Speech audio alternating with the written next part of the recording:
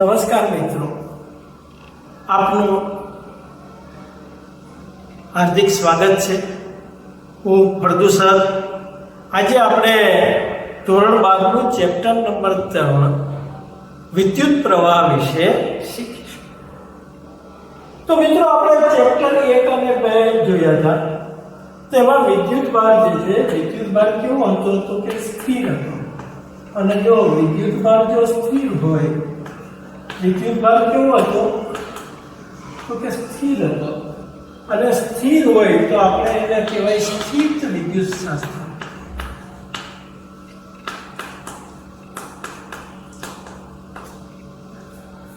આપણે એને શું કહીશું તો કે સ્થિત વિદ્યુત શાસ્ત્ર કહીશું.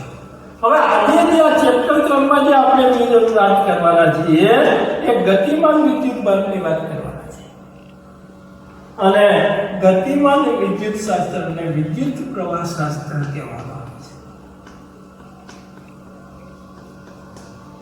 તો આપણે વિદ્યુત પ્રવાહ વિશે વાત કરવાના છીએ. તો હવે તમને આટલી તો ખબર પડી ગઈ હશે કે ભાઈ વિદ્યુત પ્રવાહ કેવી રીતે ઉત્પન્ન થાય છે. તો વિદ્યુત પ્રવાહ જે છે એ વિદ્યુત ભાર જે છે ગતિ કરે છે, એને કારણે વિદ્યુત પ્રવાહ જે છે એ ઉત્પન્ન થાય છે. તમને ખબર છે કે જ્યારે વાદળા એકદમ ઘર્ષણ પામે ચોમાસામાં, તો ઘર્ષણના કારણે પુષ્કળ વિદ્યુત ભાર ઉત્પન્ન થાય. હવે ત્યાં પુષ્કળ વિદ્યુત ભાર ઉત્પન્ન થાય એ તમને ખબર છે કે જ્યારે ચોમાસામાં શું હોય છે કે હવા જે છે એ વાહક બની જાય ભેજને કારણે. એટલે બધો વિદ્યુત ભાર ત્યાંથી ગતિ કરીને અહીં આવે, જેને આપણે વીજળી પડી એમ કહેવાય. એક ક્ષણિક વિદ્યુતનું વહન હતું. પણ તમે ધારો કે આ સેલ સાથે, આપણે ખબર છે ટોર્ચમાં સેલ સાથે આ લેમ્પ જોયો હોય, તો આ લેમ્પ તમે જો જોશો સેલ સાથે, તો આ લેમ્પ સળગશે. તો આમાંથી જો સતત સ્થિર પ્રવાહ વહેતો હોય, આમાંથી કેવો વહેતો હોય? સ્થિર પ્રવાહ વહેતો હોય. ધારો કે આમાં I બરાબર ધારો કે 100 મિલી એમ્પિયર પ્રવાહ વહેતો હોય, તો આમાં ગમે એટલો સમય પસાર થશે તો 100 જ રહેશે. તો આ સ્થિર વિદ્યુત પ્રવાહ છે મિત્રો. આ શું છે? સ્થિર વિદ્યુત પ્રવાહ. તો આવો સરસ મજાનો વિદ્યુત પ્રવાહ જે છે, તો આપણે આપણું વિદ્યુત પ્રવાહ વિશે શીખીશું. તો પહેલી તો વિદ્યુત પ્રવાહની વ્યાખ્યા આપણે જોવાની છે. તો એના માટે તમને ખબર છે કે આપણે આ એક આડછેદ લઈશું. આ આડછેદને આપણે બેટરી આપશું.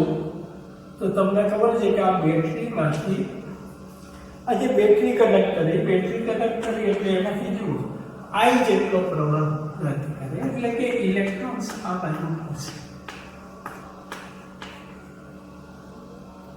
અને એ ઇલેક્ટ્રોન્સ આમ આવશે અને પ્રવાહ ઉત્પન્ન કરશે. તો આપણે પહેલા સ્થિર પ્રવાહ માટે વાત કરીએ. તો સ્થિર પ્રવાહ માટે શું થાય? તો કે ધારો કે t સમયમાં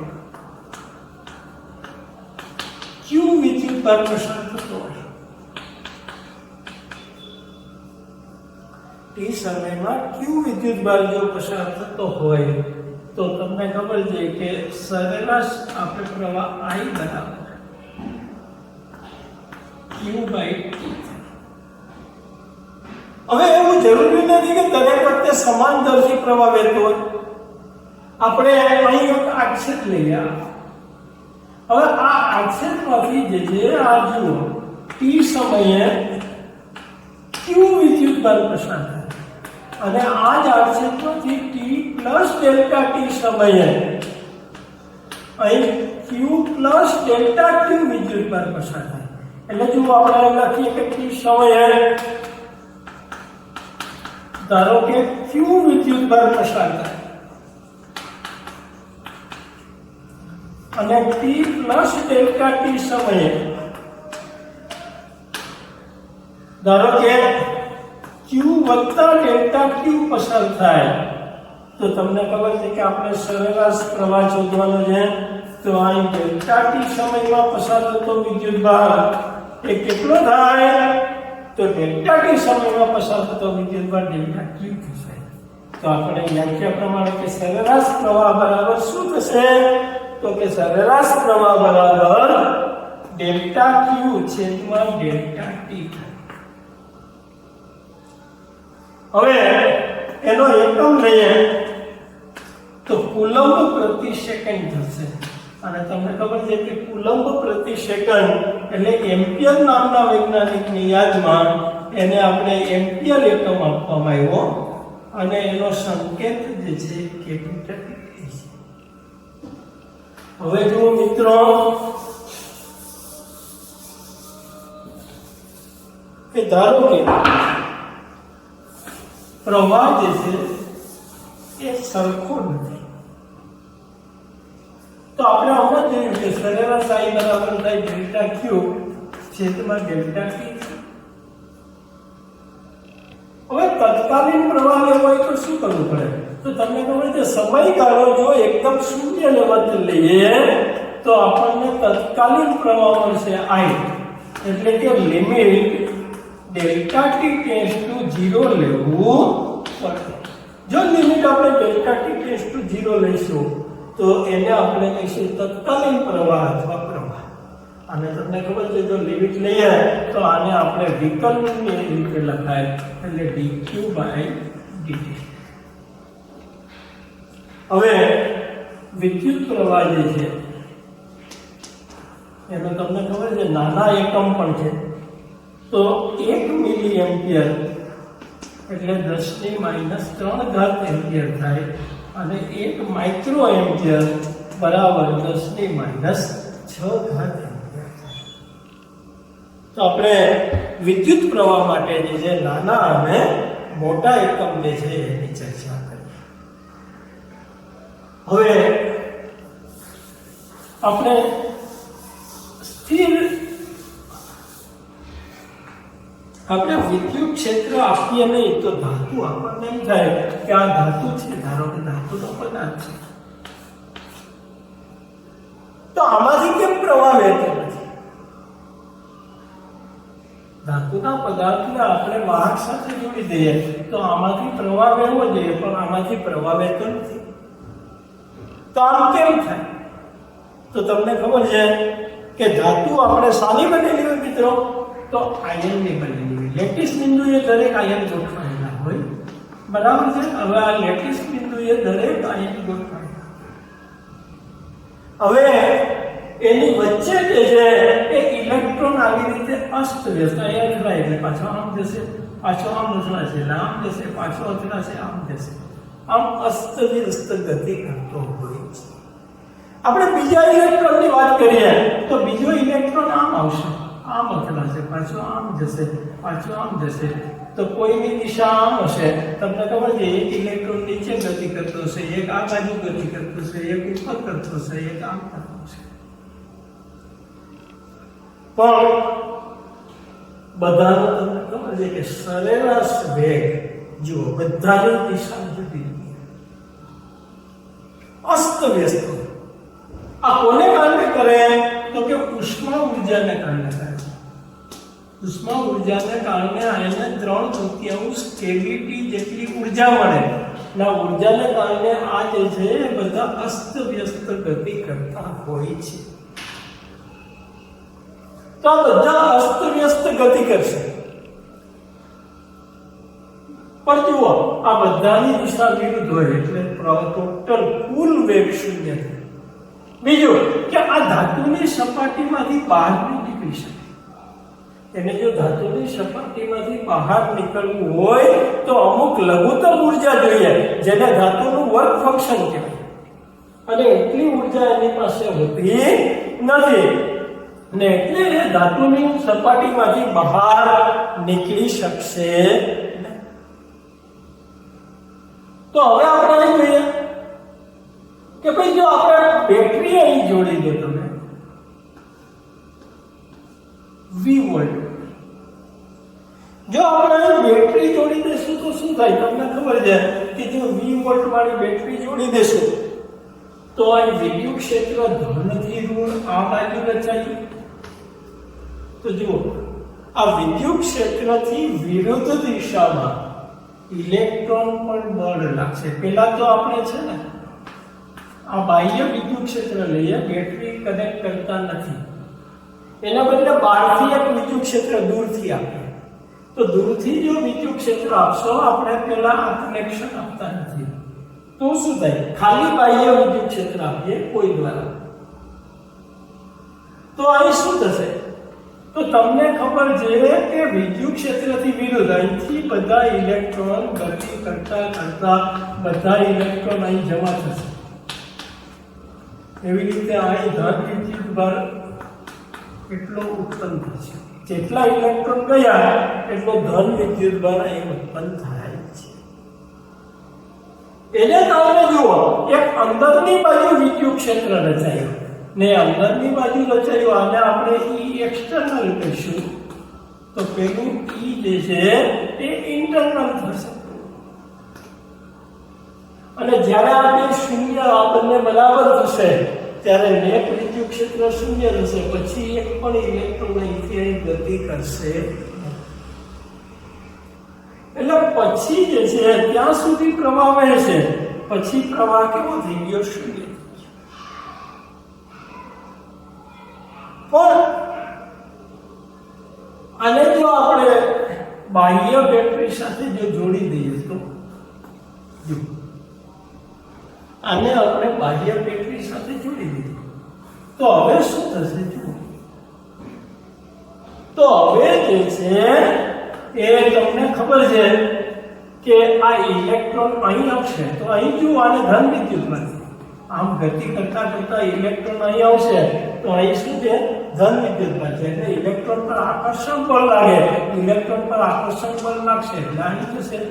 અને આ બેટરી અહીં જોડી દીધી એટલે હવે ઋણ વિદ્યુત ભાર જે છે એ ઇલેક્ટ્રોન આ રીતે ગતિ કરશે, જેને આપણે કહીએ પ્રવાહ રચાયો. એટલે જો તમે બાહ્ય બેટરી સાથે જોડો તો જ વાહકમાંથી પ્રવાહ પસાર થાય છે. જો આપણે બેટરી જોડવામાં ના આવે તો વાહકમાંથી પ્રવાહ પસાર થતો નથી. તો આ જે પ્રવાહનો સંબંધ જે છે, પ્રવાહ અને વોલ્ટેજ વચ્ચેનો સંબંધ જે છે, જ્યોર્જ સાયમન ઓમ નામના વૈજ્ઞાનિકે મેળવ્યો. તો જેને આપણે ઓમના નિયમ તરીકે આપણે આ કહીએ છીએ. તો ઓમનો નિયમ શું છે? તો કે જુઓ, એને શું કહ્યું? પ્રાયોગિક રીતે સાબિત કર્યો કે ભાઈ અહીં જુદા જુદા વોલ્ટ લીધા,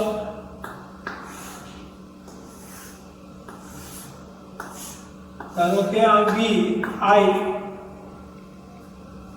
તો જુઓ, અહીં 1 વોલ્ટ આપો તો આ 100 મિલી એમ્પિયર મળે. તો 2 વોલ્ટ આપશો તો અહીં 200 મિલી એમ્પિયર મળશે. અહીં જો 3 વોલ્ટ આપશો તો અહીં 300 મિલી એમ્પિયર મળશે. તો એનો અર્થ એમ થયો કે આ પ્રવાહ જે છે એ વોલ્ટેજના સમપ્રમાણમાં હોય છે. પ્રવાહ એ શું હોય છે? તો કે વોલ્ટેજના સમપ્રમાણમાં હોય છે. તો આના ઉપરથી જો સાયમન ઓમ નામના વૈજ્ઞાનિકે નિયમ આપ્યો, શું કે ભાઈ નિશ્ચિત, આમાં એક શબ્દ ઉમેરો એટલે નિશ્ચિત ભૌતિક પરિસ્થિતિ. કેમ? તો કે આ જે વોલ્ટેજ ને પ્રવાહનો ગુણોત્તર અચળ ક્યારે રહે? તો કે દબાણ અને તાપમાન અચળ હોય તો. ને એટલા માટે એને કીધું કે ભાઈ નિશ્ચિત ભૌતિક પરિસ્થિતિમાં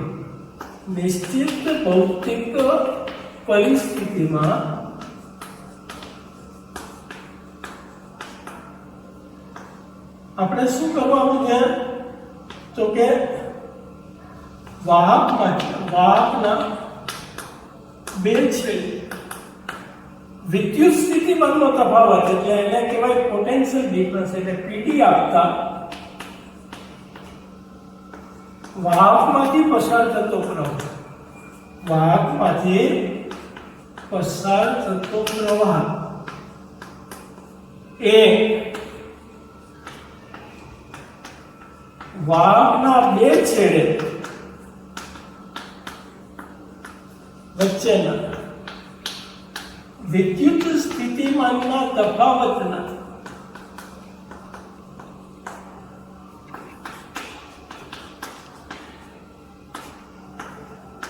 એટલે કે પીડીના સમપ્રમાણમાં હોય છે.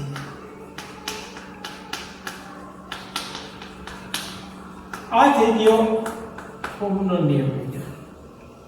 એટલે આના ઉપરથી તમને ખબર છે કે આપણે સૂત્ર મેળવશું શું, તો કે V ચલે છે I. એટલે જો આ ચલનની નિશાની કાઢો તો R મુકાય. આ R જે અચળાંક છે એને વાહકનો અવરોધ કહેવામાં આવે છે.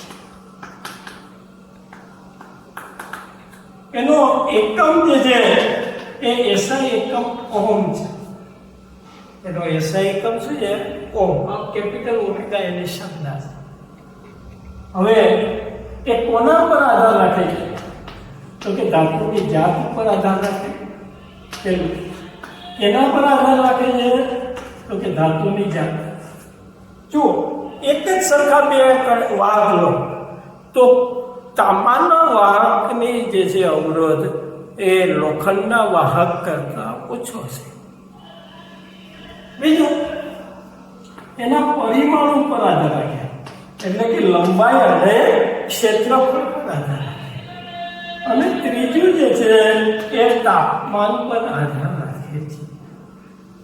કોના પર આધાર રાખે છે? તો કે ધાતુની જાત ઉપર આધાર રાખે છે. બીજું પરિમાણ પર આધાર રાખે છે. અને ત્રીજું તાપમાન પર આધાર રાખે છે. આ થયો ઓહમનો નિયમ. એટલે આપણે જો આલેખ દોરીએ ઓહમના નિયમનો, તો I વિરુદ્ધ V નો આલેખ દોરો તો જુઓ આ સીધી રેખા આવશે. કેમ? તો કે સમપ્રમાણ છે.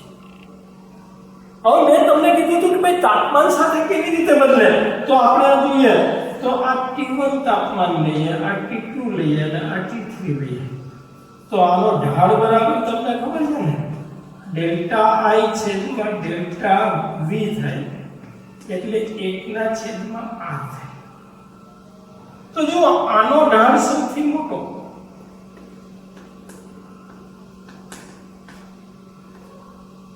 એટલે 1/r મોટો, તો r નાનો થયો અને r મોટો આનો થશે. એટલે આનો r મોટો, આને r1 કહીએ, આને આપણે r2 કહીએ અને r3 કહીએ, તો આનો r1 is greater than r2 is greater than r3. તો આપણે ઓહમનો નિયમ શું છે? હવે આપણે જે જોયું હતું કે આ પરિમાણ પર કેવી રીતે આધાર રાખે છે, તો હવે આપણે જોઈએ પરિમાણ પર કેવી રીતે આધાર રાખે છે. પરિમાણ એટલે લંબાઈ. તો ધાતુનો અવરોધ જે છે એ હંમેશા લંબાઈના સમપ્રમાણમાં હોય છે અને આ છેદના ક્ષેત્રફળના વ્યસ્ત પ્રમાણમાં હોય છે. એટલે R જે છે એ લંબાઈના સમપ્રમાણમાં હોય અને બીજું કોના, તો કે એના R છેદના ક્ષેત્રફળના વ્યસ્ત પ્રમાણમાં હોય છે. એટલે આને સંયુક્ત રીતે લખો તો R ચલે છે શું થાય એ લખો ને. હવે ચલનની નિશાની કાઢવી હોય તો આપણે અચળાંક મૂકવો પડે. અહીં અચળાંક તરીકે ρ મૂકવામાં આવે છે અને આ ρ જે છે એને આપણે ધાતુની અવરોધકતા કહેવામાં આવે છે. આ ρને શું કહેવામાં આવે છે? તો કે ધાતુની અવરોધકતા કહેવામાં આવે છે. તો હવે અવરોધકતાને સૂત્રનો કરતા બનાવો તો RA બાય L થાય. એટલે આનો એકમ થશે ઓહમ ઇન્ટુ મીટર છેદમાં મીટર સ્ક્વેર. તો મીટર કટ થઈ જાય ને એટલે અહીંયા આવશે એનો એકમ થશે ohm metre square upon metre, એટલે 1 મીટર કટ થઈ જાય એટલે આનો એકમ આવશે ઓહમ ઇન્ટુ મીટર. જુઓ, અવરોધનો એકમ ઓમ છે, ક્ષેત્રફળનો એકમ મીટર સ્ક્વેર છે અને એલનો એકમ મીટર છે. એટલે આનો અવરોધકતાનો એકમ થશે ઓમ ઇન્ટુ મીટર. એ કોના પર આધાર રાખે? તો એ જે છે એ કોના પર આધાર રાખશે? તો કે એક ધાતુની જાત ઉપર આધાર રાખશે. અને બીજું કોના પર આધાર રાખશે? તો બીજું જે છે એ તાપમાન પર આધાર રાખશે અને થોડા ઘણા અંશે એ દબાણ પર પણ આધાર રાખે છે. એટલે યાદ રાખજો કે ધારો કે આ બે કોપરના સળિયા છે, એક આ નાનો સળિયો છે, આ મોટો સળિયો છે, તો આનો અવરોધ નાનો હોય, આનો અવરોધ મોટો હોય. પણ જુઓ, બંનેની અવરોધકતા કેવી? તો કે સરખી. આની પણ અવરોધકતા એટલી જ અને આની પણ અવરોધકતા એટલી જ.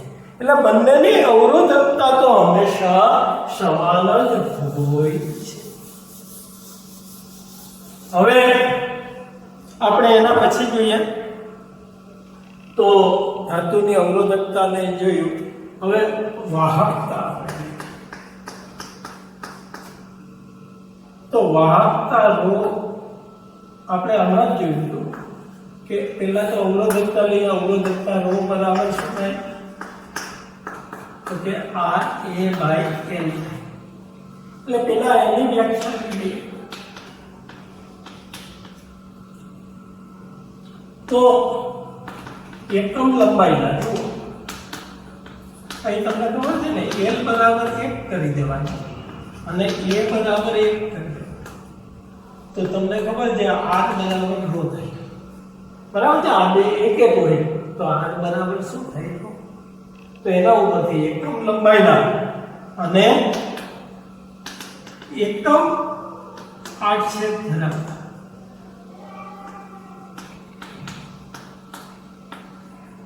વાહકના અવરોધને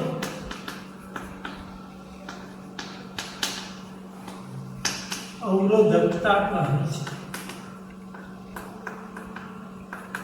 જો અહીં આડછેદનો અર્થ આડછેદનું ક્ષેત્રફળ. આડછેદનો અર્થ શું થાય? આડછેદનું ક્ષેત્રફળ. તમે આડછેદ પણ લખી શકો અને આડછેદનું ક્ષેત્રફળ પણ લખી શકો. હવે બીજું આપણે વાહકતા જોવાની છે. તો વાહકતા એટલે શું? તો એને સિગ્મા વડે દર્શાવાય. સિગ્મા એટલે 1/ρ. એટલે કે અવરોધકતા જે છે કે અવરોધકતાના વ્યસ્તને વાહકતા કહે છે. જો અવરોધકતાના વ્યસ્તને વાહકતા કહેવાય, પછી એવું ના કહેતા કે વાહકતાના વ્યસ્તને અવરોધકતા કહેવાય, તો વ્યાખ્યા ખોટી પડે. હવે એનો એકમ તમને ખબર છે કે એકમ થશે 1/ઓહમ ઇન્ટુ મીટર.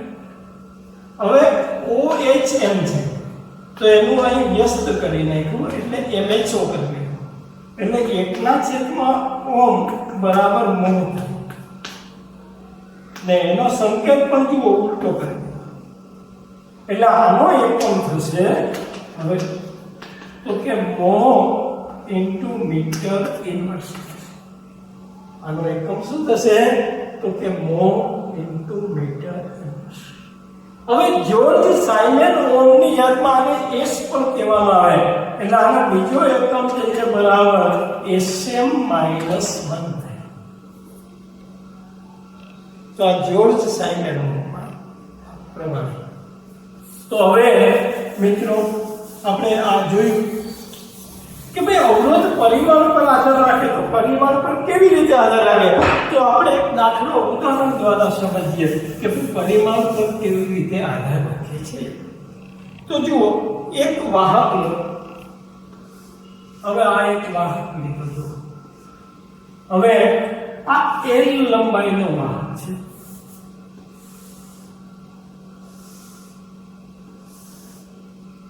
હવે અહીં આપણે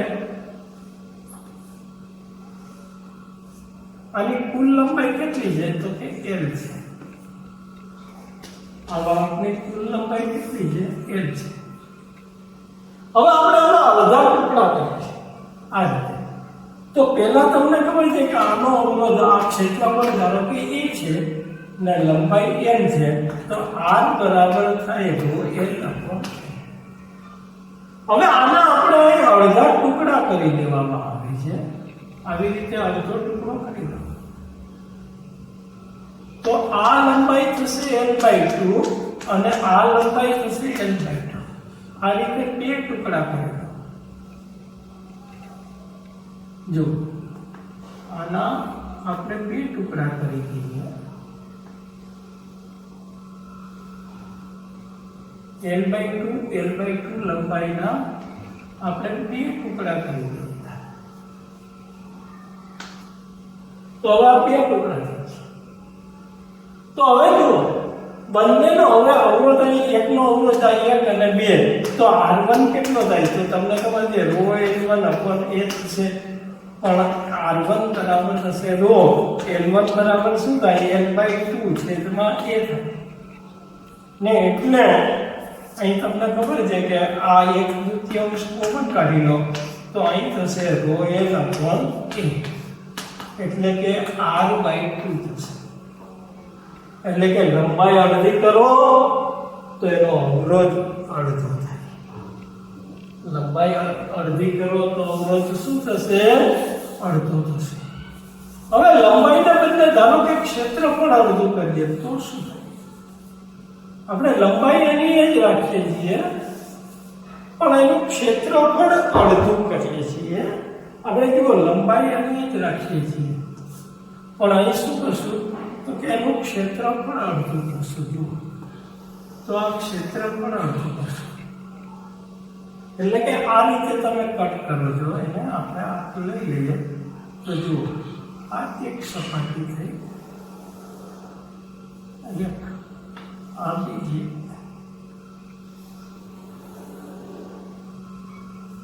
આ રીતે કટ કરવામાં આવે. તો હવે જુઓ આનું ક્ષેત્રફળ પણ a/2 થઈ ગયું, આનું ક્ષેત્રફળ પણ a/2, પણ લંબાઈ કેવી છે એટલે જ. તો હવે r બરાબર શું થાય? તો તમને ખબર છે આના r1 બરાબર ρl છેદમાં a1. પણ a1 ની કિંમત શું છે? તો કે a/2 છે. એટલે છેદનો છેદ લઉં એટલે 2ρl/a, એટલે કે જુઓ 2r થઈ ગયો. એટલે કે લંબાઈ જો તમે ક્ષેત્રફળ જો અડધું કરો તો અવરોધ બમણો થાય. લંબાઈ જો અડધી કરો તો અવરોધ જે છે એ અડધો થાય. તો મિત્રો તમને હોમવર્કમાં એક કામ આપી આપે કે ભાઈ જુદી જુદી લંબાઈ માટે આ અવરોધનું મૂલ્ય જે છે, આ લંબાઈ અને આ ક્ષેત્રફળ માટે આપણે અવરોધનું મૂલ્ય r શોધવું. બરાબર? તો જુઓ પેલા લંબાઈ જે છે l હોય અને આ 2l, 2a. બીજામાં 2l અને 2a, ત્રીજામાં આ 2l અને આ a.